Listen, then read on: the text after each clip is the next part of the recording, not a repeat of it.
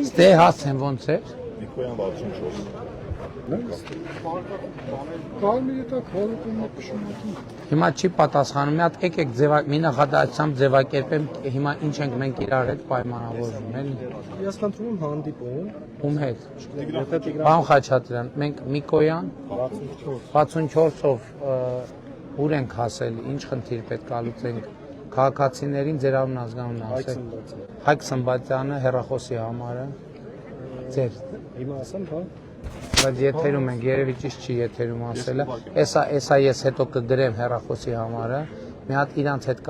կապ պահենք, որ մարդիկ տեղյակ լինեն, ինչ ենք անում, ուր ենք հասել, ինչ ժամկետներ ենք պատկերացնում, ինչ ճանապարհ ենք պատկերացնում, որ խնդիրը լուծվի։ Խնդիրը հետևյալն է, որ իրանք իրանց տների սեփականության վկայականները ստանան, այդ մեկ։ Երկրորդը նախնական հաստատված նախագծի կանաչապատ տարածքները ապահովի, որ շենքը կանաչապատ տարածքներով շրջապատված լինի,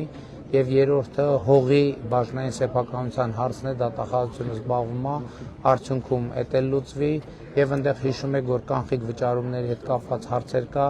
հասկանանք դրանք ոնց են լուծում։ Ամեն ինչ ճիշտ ձևակերպեցի, պակաս բան չասեցի, շատ լավ։ Էսա ես կդրեմ համարը, հիմա հարմար չի, որ համարը տենց եթերում չարժի, որ ասենք։ Մի վարքյան եղբայր, սպասեք, չէ։ Մի հատ գրեք էլի եղբայր ձեր համարը, հենց գրեք սենտ տվեք։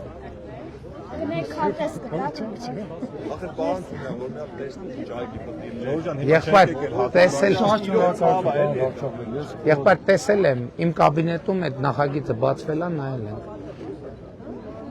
Մի հատ ամեն դեպքում ձեր անուն ազգանունը գրեք։ Եթե համարը գրեք, ես անուն ազգանունը արավ կգրեմ։ Շարժում եք Ղարաբաղ։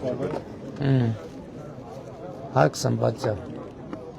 Կապի մեջ կլնեն, ձեզ էլ կասեմ կներգրավվեն այդ խմբի մեջ, պարբերաբար տեղեկություն կտամ։ Հավանիչ տեսանյութը եւ բաժանորդագրվիչ նորությունները բաց չթողնելու համար։